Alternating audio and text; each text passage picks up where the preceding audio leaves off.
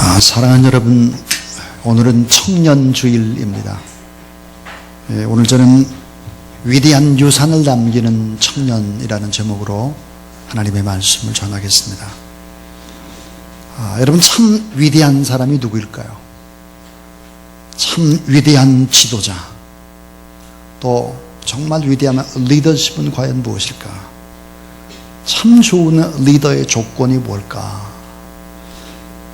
저는 예수 그리스도를 빼놓고 성경에 참 위대한 인물이 많지만 가장 위대한 인물, 그 사람은 다윗이다 생각을 합니다. 다윗이 왜 그렇게 위대한 인물일까? 세 가지 이유 때문에 그렇습니다. 그 하나가 뭐냐면, 다윗은 인생의 마지막이 아름다운 노을로 물을 들이고 있습니다. 아름다운 노을, 마지막에 더 박수간채를 하나님 앞에 받는 사람입니다. 자, 보잘것없는 한 목동 천민이 장군이 됩니다. 이 장군이 왕이 되죠. 왕으로 40년을 다스리게 됩니다. 그야말로 소설과도 같고 영화와도 같은 고난과 위기의 연속, 반전의 연속, 치명적인 약점과 실수를 가지고 있습니다. 그러나 이 다윗은 최악의 상황 속에서 가장 복잡하고 힘든 상황 속에서도 세상에 하나님을 발견하고 하나님만 의지하며 살아가는 그런 사람이었습니다. 그래서 그 마지막에 실로 아름다운 노을이 되어 많은 사람들을 행복으로 물들이고 있습니다. 하나님은 때때로 우리의 인생에서 뺄셈을 통해서 덧셈을 하시는 분이다 하는 생각을 하게 됩니다. 뺄셈이 뭡니까? 내게 때로는 무언가 하나님이 빼앗아 갑니다. 때로는 고난과 역경을 주기도 하고, 천천히 돌아보면 삶의 고난, 역경, 어려움들도 참 많은 것 같습니다. 뺄셈을 통해서 하나님이 하신 일들이 뭘까? 우리를 훨씬 더 풍성한 복으로, 뺄셈을 통해서 덧셈을 하시는 하나님이시다 하는 것입니다. 어렵고 힘든 상황과 수많은 사건 속에서 우리를 더 간절히 기도하도록 만들어 가시는 하나님, 하나님을 의지할 수밖에 없는 상황으로 우리를 계속해서 몰고 갑니다. 그래서 절실히 하나님을 찾을 수밖에 없는 그런 상황을 연출하시죠. 그래서 기적을 체험하게 하고, 그 과정 속에서 영혼은 더 건강해지고 더 성숙해지고 더 많은 영혼들을 끌어안을 수 있는 넉넉한 지도자로 우리를 성숙시켜 가시는 것입니다. 다윗의 인생을 돌아보면 하나님께 참 합력해서 선을 이루는 기가 막힌 성숙의 지도자로 한 단계 한 단계 이끌어 주셨다라고 생각을 합니다. 자, 정말 치명적인 문제들도 있었습니다. 이 밧세바와의 사건, 그 속에서도 하나님을 의지합니다. 압살롬의 반란, 아들의 배신 속에서도 그는 하나님 앞에 기도합니다. 무서운 사건 앞에서 하나님을 의지합니다. 수없는 배반, 수없는 고독함과 외로움의 밤에도 여전히 하나님을 의지하는 것입니다. 다윗이 정말 그렇기 때문에 위대한 지도자입니다. 또 하나, 이 다윗은 위대한 유산을 남깁니다. 위대한 유산. 자, 여러분, 최고의 유산은 돈이 아닙니다. 권력도 물론 아니죠. 사람이 유산입니다. 참 좋은 사람이 해답이거든요. 자, 최고의 유산, 참 좋은 사람이 다윗 곁에는 참 많았다라는 것입니다. 자, 다윗 곁에 있는 참 좋은 사람이 누구일까요? 제사장 사독이라든지 나단 같은 선지자, 영적인 스승들, 영적인 지도자가 다윗 곁에 있었다는 사실이죠. 이 다윗은 이 스승들을 절대로 함부로 대하지 않습니다. 직언을 합니다. 잘못하면 팍팍 직언을 하죠. 그대로 받아들이는 것이죠. 늘 중보기도하는 제사장 사독, 하나님의 뜻을 알고 그 뜻을 전하는 선지자 나단 같은 스승이 곁에 있었습니다. 또 하나, 이 다윗에게는 목숨을 바치는 젊은 군사들이 다윗 곁에 있었습니다. 사무엘하 23장을 보면 놀라운 이야기가 나오죠. 다윗의 부하들이 어느 날 너무너무 가물은 거예요. 목이 말라요. 근데 이제 다윗이 목말라 하는 것을 보게 되어집니다. 좀 물 한 모금 좀 먹었으면 좋겠다. 독백을 하는데 이 부하들이 듣게 되는 것이죠. 이 부하들이 블레셋이라는 적군, 삼겹 사겹으로 쳐져 있는 적군 진지를 돌파합니다. 목숨을 걸고 가서 베들레헴의 우물을 떠온 것입니다. 이때 다윗은 너무나 감동한 나머지 부하들이 목숨 걸고 떠온 물을 마시지 못합니다. 도저히 마실 수가 없죠. 왜냐하면 그 물은 물이 아니라 부하들의 피와 같은 것이었기 때문입니다. 그런데 다윗은 그 다음에 행동을 보면 정말 감동을 자아냅니다. 그가 무엇으로 인생을 사는지를 보여줍니다. 부하들이 떠온 물을 하나님 앞에 제물로 바쳐버리는 것입니다. 감동이죠. 자, 하나님의 마음. 다윗이 가지고 있는 하나님의 마음이 어떻고 내가 모시고 있는 상관인 이 다윗이 어떤 인생을 살아가는지를 부하들이 똑똑히 보는 것입니다. 진정으로 하나님을 의지하는 마음을 봅니다.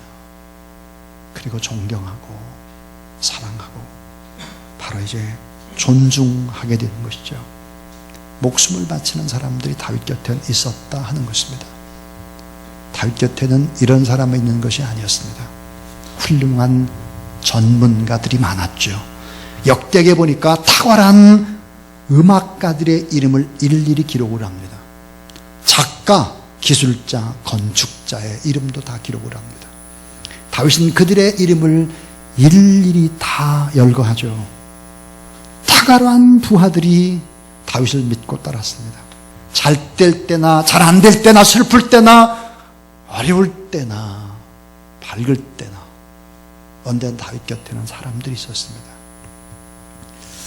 참 위대한 유산은 사람이었다 하는 것입니다. 근데 이런 정도가 아닙니다.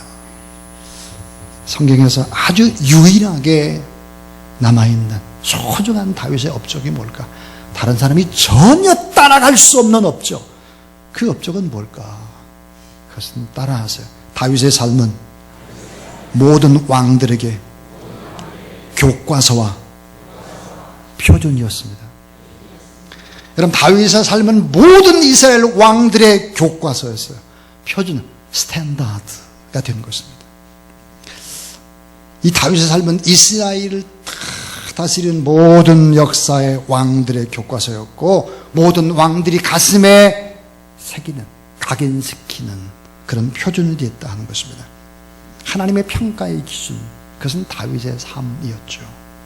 하나님은 다윗을 이스라엘 모든 왕들이 따라야 할 리더십의 유일한 본보기로 삼았습니다. 예를 들어서 제 역할을 다 못하는 왕을 평가할 때도 다윗 왕은 어떠했다. 최고로 일을 잘하는 왕을 평가할 때도 여전히 다윗이었죠. 다윗이 죽은 후에 100년이 지납니다. 아사 왕이 등극을 하는데 잘해요. 바로 이 아사 왕을 이렇게 평가합니다. 열왕기상 15장 11절입니다. 아사가 그 조상 다윗같이 여호와 보시기에 정직히 행하여 그랬어요.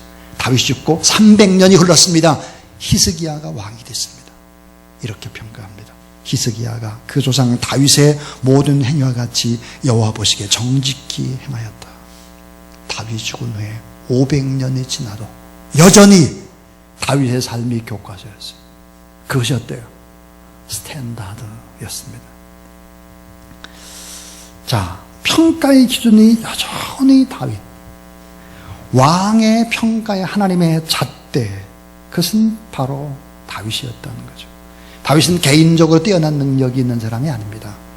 하나님을 진정으로 의지하는 그 마음의 중심을 하나님이 보신 것이죠. 다윗은 결코 완벽한 사람이 아니고 수없는 실수를 저지른 사람, 성공 뒤에 더 큰 실수를 반복적으로 저질렀던 연약한 사람, 그때마다 자신의 결점을 하나님 앞에 가지고 엎드렸고 회개하는 사람이었죠. 하나님의 마음을 본받으라는 자세를 평생 마음 중심에 모시고 살아갔습니다. 그래서 하나님은 다윗이 넘어질 때마다 그 넘어진 지점에서 다시 일어나는 모습을 보셨습니다. 아마도 하나님은 그런 다윗의 인생을 지그시 바라보시면서 흐뭇하게 이렇게 말씀을 하신 것 같습니다. 그래, 내 아들 다윗아, 나는 네가 참 자랑스럽구나. 네가 실수하고 부족해도 그 자리에서 다시 툭툭 털고 일어나고 다시 시작한 모습이 참 아름답구나. 이제부터 이스라엘 모든 왕들이 너 다윗의 인생을 잘 공부해서 일생의 표본으로 삼도록 해야 되겠어. 다들 다윗 너처럼 나를 사랑하고 순종하면 참 좋겠다. 이렇게 말씀을 하신 것 같습니다. 하나님은 완벽한 인간을 원하는 분이 아니시죠. 진실하고 겸손한 마음으로 늘 하나님을 의지하는 자를 기뻐하신다는 사실을 믿으시기 바랍니다. 사무엘하 7장 12절부터 13절에 보니까 놀라운 하나님의 말씀이 있습니다. 따라하세요. 하나님은 다윗의 옥좌에 직접 앉겠다. 다윗의 옥좌에 직접 앉겠다는 거예요. 이 약속은 다윗이 죽은 지 1000년 만에 이루어지게 되는 것이죠. 그 혈통에서 메시아, 만왕의 왕, 만주의 주 예수 그리스도가 탄생하게 되는 것이죠. 여러분, 왜 다윗이 그토록 유명합니까? 왜 위대한 지도자일까요? 그는 엄청난 유산을 남겼습니다. 그것은 인생의 마지막이 너무나 아름다운 노을이에요. 여러분의 인생의 마지막이 더 찬란하게 빛나는, 인생의 후반부가 더 아름답게 되는 여러분 될 수 있기를 바랍니다. 위대한 유산을 남겼습니다. 사람을 남긴 겁니다. 좋은 사람. 여러분 곁에 좋은 사람들 참 많이 있게 되기를 바랍니다. 모든 왕들에게 교과서가 되고 표본이 됐습니다. 여러분의 삶이 가장 가까이에서는 여러분의 자녀들이 보고 따를 수 있는 교과서, 그런 스탠다드가 될 수 있기를 주의 이름으로 축복합니다. 오늘 저는 청년주의를 맞아서 위대한 유산을 남기는 청년이라는 제목으로 하나님의 말씀을 전하겠습니다. 1부 때는 좀 다르게 2부, 3부 때는 이 본문으로, 또 수요 예배 때는 청년, 젊음의 그 활화산이요, 그런 제목으로 이번 한 주 동안 내내 청년에 관한 설교를 하겠습니다. 오늘은 다윗의 삶을 추적해 보면서 위대한 유산을 남긴 그 요인이 뭘까 하는 얘기, 3가지 얘기를 하겠습니다. 첫 번째입니다. 따라서 변하지 않는 원칙을 가졌는가? 자, 변하지 않는 원칙, 캐논을 가지고 있는가 하는 것입니다. 다윗은 변하지 않는 원칙, 캐논을 가지고 있었습니다. 그래서 위대할 수 있어요. 또 그래서 위대한 유산을 남길 수 있었다 하는 것이죠. 여러분, 안개를 만나면 방향을 잃어버리죠. 방향을 잃어버리면 두려움에 휩싸이게 되고, 그 두려움은 우리의 신경을 마비시키고 활동성을 저하시킵니다. 그 안개 속에서 우리에게 필요한 것은 뭘까? 나침반이죠. 어떤 방향으로 가야 옳은가 하기 위해서 나침반이 필요합니다. 나침반 방향을 잃고 방황하는 우리에게 나아갈 길을 안내해 주기 때문이죠. 리더십 이론의 대가인 스티븐 코비, 아마 여러분 읽어보셨으리라고 생각이 드는데, 성공하는 사람들의 7가지 습관이라는 책이 있습니다. 그 뒤로 원칙 중심의 리더십이라는 책이 나왔습니다. 이 책에 보니까 올바른 원칙과 목적 의식이 있을 때 리더가 된다 하는 것입니다. 여러분, 인생에는 변하지 않는 무엇이 있어야 합니다. 예를 들면 가변적인 것은 원칙이 될 수 없습니다. 불변하는 절대가 있어야 되는 것이죠. 이런 얘기가 있습니다. 한국의 기능공이 일본에 취업을 하러 갔대요. 그는 이미 세계 기능 올림픽에서 금상을 받았습니다. 근데 한 일본 중소기업 사장이 금메달을 딴 이 사람한테 일을 시킨 거예요. 30cm 길이로 다음과 같은 걸 자르라 하고 30cm에 자를 하나 준 것입니다. 자를. 이 이 기능곡은 너무 쉬운 일이라고 생각하고 자로 하나 딱 재가지고 자른 거예요. 그리고는 자른 걸 가지고 또 대고 자르고 또 자른 거 대고 또 대고 그렇게 했어요. 계속. 나중에 다 자르고 나서 이거를 자세히 재봤더니 크기가 다 다른 것입니다. 근데 일본의 기능공이 일하는 모습을 보니까 달랐습니다. 시간 걸려도 어때요? 그 자를 가지고 하나 대고 자르고 그 자를 가지고 또 하나 대고 자르고 계속 대면서 매번 자르는 것입니다. 그랬더니 모든 줄이 정확하게 맞았다 그럽니다. 뭐가 필요할까요? 원칙이 필요합니다. 변하지 않는 그 무엇이 필요하죠. 성경을 영어로 뭐라고 할까요? 캐논이라고 합니다. 카메라 이름이 아니에요, 여러분. 캐논. 이 캐논이라는 뜻이 뭘까? 규범입니다. 원칙, 규범, 절대 규범. 우리의 삶의 척도가 된다는 말이에요. 고대 에집트, 이 고대 에집트에는 갈대를 캐논이라고 불렀습니다. 왜? 그 갈대로 이렇게 자처럼 사용했기 때문이죠. 자, 정확히 길이를 잴 수 있는 캐논. 여러분에게 묻고 싶습니다. 여러분에게 정확히 여러분의 인생이 맞는지 틀리는지 잴 수 있는 그런 원칙과 규범, 캐논을 가지고 있는가 하는 것입니다. 이것이 없을 때 여러분의 감정에 치우치게 되고 상황에 따라서 원칙은 언제든지 바뀔 수 있다는 사실이죠. 변하지 않는 원칙, 캐논을 가지고 있는가? 다윗에게는 이 원칙, 캐논이 있었습니다. 절대 원칙, 절대 진리, 나침판, 다림줄이 있었어요. 다림줄. 변하지 않는 잣대가 그의 마음속에 있었습니다. 다윗이 남긴 마지막 유언, 솔로몬에게 했던 마지막 유언을 보게 됩니다. 그가 이런 틀림없는 원칙, 잣대를 가지고 있다는 사실을 알게 됩니다. 따라하세요. 너는 힘써 대장부가 되고, 그 다음에 이렇게 되어 있어요. 하나님의 말씀을 철저히 순종하며 살아가라. 그가 원하는 길로만 걸어가라. 그러면 너와 네 자손이 대대에 이르기까지 하나님의 축복이 임할 것이다 그랬습니다. 근데 이 원칙이 모세에게도 있었고요. 신앙의 명장 여호수아도 똑같은 유언을 합니다. 나는 평생 하나님의 말씀을 섬기며 살아왔다. 너희들도 오직 하나님만 섬겨라. 오직 하나님의 말씀 앞에 순종하라. 그러면 하나님의 축복이 너희를 떠나지 않을 것이다 그랬습니다. 여러분 스스로에게 물어보십시오. 내게 캐논이 있는가? 절대 불변의 원칙이 있는가?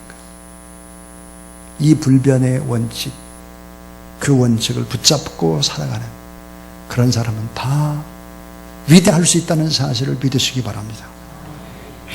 두 번째입니다. 다윗의 여러분 위대함은 어디서 발견할 수 있을까? 언약을 지키며 사는 것입니다. 하나님 앞에 언약을 지키고 인간과의 약속에 목숨을 걸고 있다는 거예요. 인간과의 약속, 의리를 지키는 것입니다. 따라하세요. 믿음은 의리이다. 믿음은 하나님 앞에 변하지 않는 하나님 앞에 믿음으로 살고 동시에 사람에게도 의리를 지키는 것입니다. 다윗과 요나단의 우정이 왜 그렇게 불변할까? 그것은 하나님 앞에 언약, 하나님 앞에 행한 언약이기 때문이다 하는 것이죠. 여러분 지금 다윗은 어때요? 막강한 고대 근동의 완전히 평정을 한 통일 왕국의 왕, 그는 군주입니다. 자, 그런데 사울의 집은 폭삭 다 망했어요. 사울도 죽었고 요나단도 세상을 떠나고 말았습니다. 그러니까 언약을 맺고 언약을 함께 맺었던 그 당사자가 다 죽고 없는 거예요. 그러나 그 다윗은 언약을 기억하죠. 그리고 사울의 집안의 남은 자를 찾기 시작합니다. 자세히 살펴보니까 절뚝발이, 안진뱅이, 다리를 전혀 못 쓰는 장애자 무비보셋이 있음을 알았습니다. 여러분 한번 생각해 보십시오. 사울이 누구입니까? 다윗을 죽이려고 10년 동안이나 특공대를 가지고 집중적으로 공격을 해댔던 원수 중의 원수입니다. 그 원수의 손자가 바로 무비보셋이죠. 바로 요나단의 아들입니다.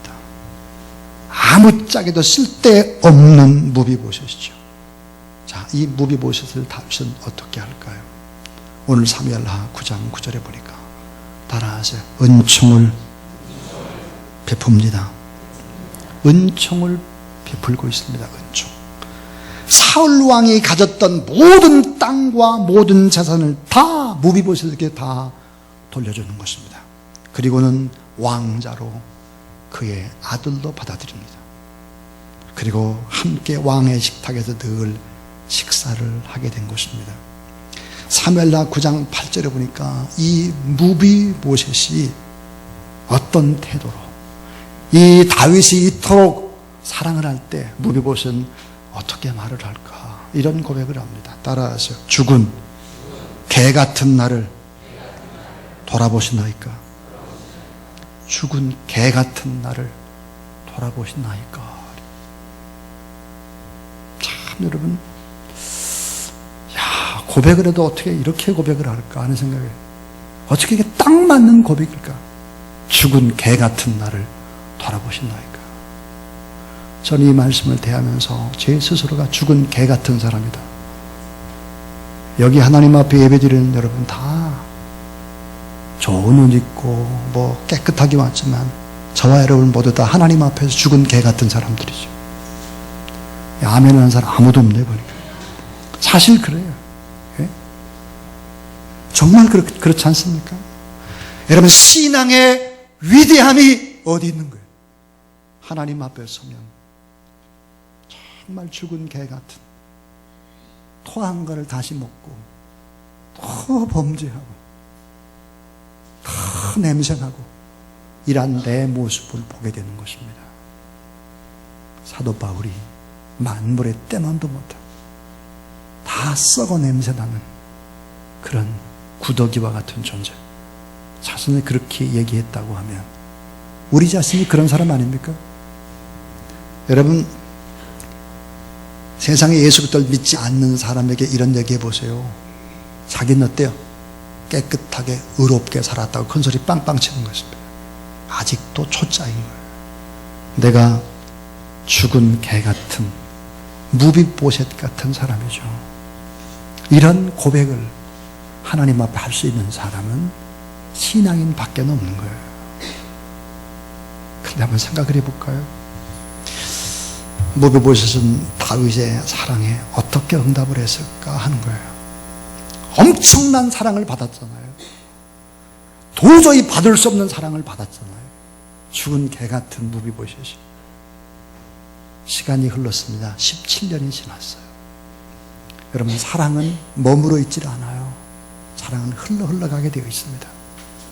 압살롬이 반란군을 몰고 예루살렘으로 쳐들어올 때 무비보셋은 다윗을 따라 나서는 거예요. 다윗과 함께 가겠다는 거예요. 그러나 정직한 무비보셋을 이간질하는 것입니다. 시바라는 종 때문에 다윗 왕의 잠시 잠깐의 미움을 받게 되죠. 함께 다윗과 못 떠나요. 결국 다윗 왕이 왕도 예루살렘을 떠난 뒤에 여러분 절름발이 이 무비보셋은 어떻게 살았을까요? 그는 이렇게 삽니다. 왕과 늘 함께하고 싶었지만 왕이 정말 신발도 신지 못하고 울면서 왕도를 떠나가는 왕을 바라보며 그 뒤로 그는 수염을 깎지 않아요. 몸을 씻지도 않습니다. 옷도 빨지도 않아요.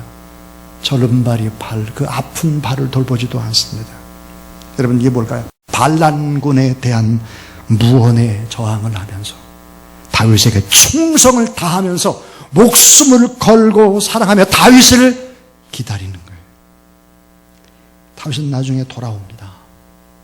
그리고 이 진실, 무비보셋의 진실을 알게 되죠. 그리고 눈물로 무비보셋을 끌어안게 되는 것입니다. 이런 말이 있어요. 못생긴 나무가 산을 지킨다. 책의 이름이기도 합니다. 못생긴 나무가 산을 지킨다. 왜? 좋은 나무는 다 배가요. 못생긴 나무 산을 지킨다. 죽은 개 같잖아요. 못생겼잖아요. 근데 다윗의 사랑을 받았잖아요. 그러니까 어때요? 변함없이 충성하는 거예요. 삶으로 충성합니다. 삶으로. 여러분 내가 옆에 있는 사람을 믿지 않는데 어떻게 옆에 있는 사람이 나를 믿어줍니까? 옆에 있는 사람을 내가 축복하고 극복하지 않는데, 용서하지 않는데, 덮어주지 않는데 어떻게 자라나요? 자라나지 못합니다. 결국 귀한 사람이 내 곁에 남아있을 수가 없습니다. 이 세상은 너무 쉽게 약속을 깨버리는 것 같습니다. 다윗은 어때요? 하나님 앞에 언약을 했고 사람들과의 관계에 목숨을 겁니다. 의리를 지켰어요. 믿음은 뭘까요? 하나님과 사람 앞에 의리를 지키는 거죠. 이 다윗은 변치 않는 원칙 캐논을 가지고 있을 뿐만 아니라 약속을 목숨처럼 지켰다는 거죠. 그런데 이제 마지막 세 번째는 위대한 유산을 남긴 다윗의 삶의 참 중요한 점은 뭐였을까? 가장 중요한 것. 세 번째는 따라하세요. 눈물과 사랑의, 자, 눈물과 사랑의 여린 영성을 가진 자. 여린 영성. 눈물과 사랑의 여림이 있어요. 여림. 그런 영성을 가지고 있습니다. 다윗에게는 압도하는 카리스마가 없어요. 오히려 수줍은 듯 말 없는 미소와 홀로 흘리는 눈물이 많았던 사람이죠. 실수가 많아요. 잘 넘어집니다. 영혼의 고난의 짐을 짊어졌습니다. 뒷모습도 언제나 쓸쓸합니다. 여호수아나 느헤미야나 다니엘 같은 거의 완벽한 리더의 모습을 다윗에게는 찾아볼 길이 없습니다. 사실은 어때요? 겉모습은 강해 보여도 속은 너무 여려요. 하나님 앞에 수없이 울어요.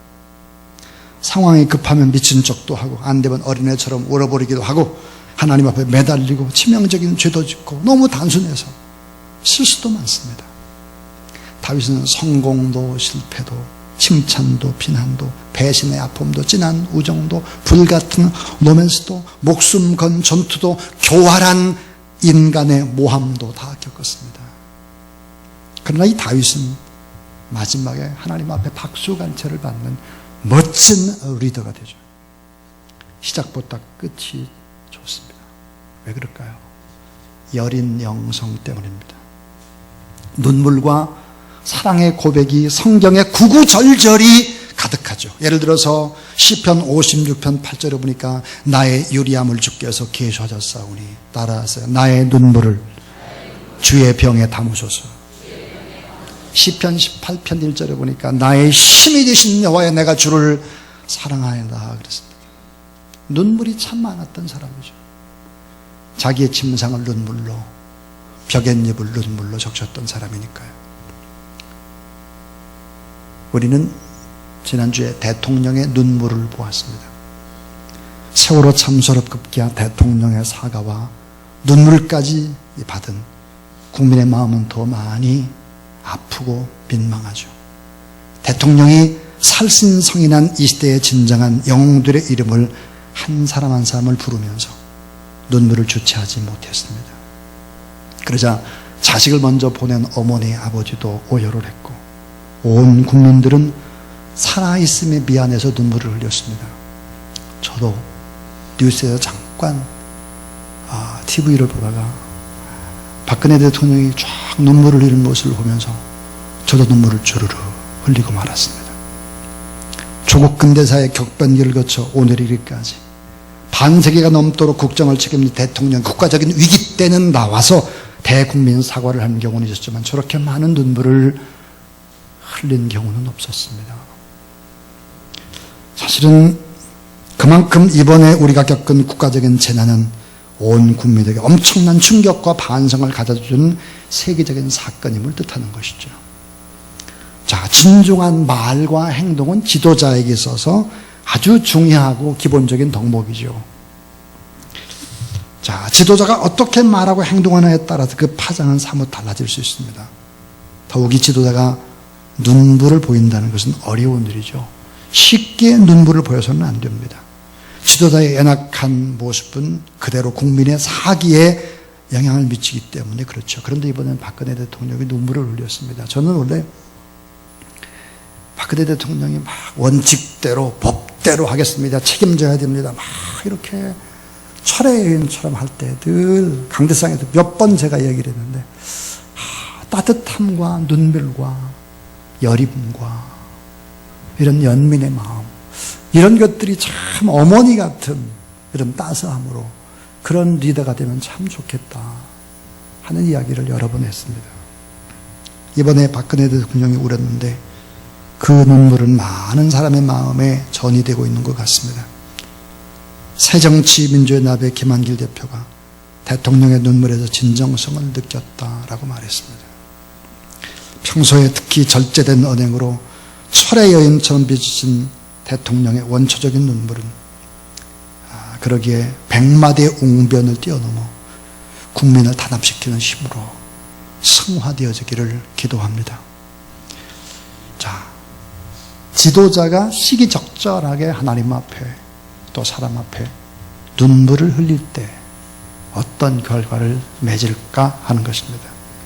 여러분, 인류의 메시아 예수 그리스도 이 땅에 오셨을 때 비탄에 빠진 베다니 동네 죽은 라사로의 무덤 앞에서 예수님은 한없이 울었습니다. 또 임박한 멸망의 도성 예루살렘의 성벽을 붙잡고 통곡을 하셨죠. 그리고 인류 구원의 역사를 이루었습니다.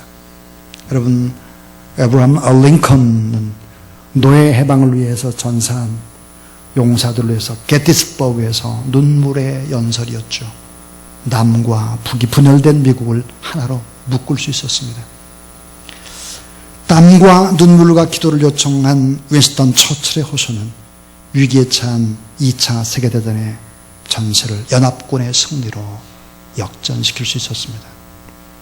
자, 이스라엘 분열을 통일로 이끌었던 다윗, 나의 눈물을 주의 병에 담으셔서 그렇습니다. 반세기 전에 독일의 차관을 얻으러 갔다 그곳에서 무진장 고생을 하고 있는 우리의 광부들과 가나서를 만난 박정희 대통령의 눈물, 조국 재건의 씨앗이 된 것이죠. 그 뒤로 갔다 오셔서 경부고속도로를 건설하는 일을 착수하기 시작하니까요. 자, 뉴욕타임즈가 이렇게 말했습니다. 한국은 지금 성찰 중이다 그랬습니다. 자, 과연 우리는 성찰 중에 있는가? 우리 자신을 돌아보고 있고 이웃을 돌아보고 있는가 하는 것입니다.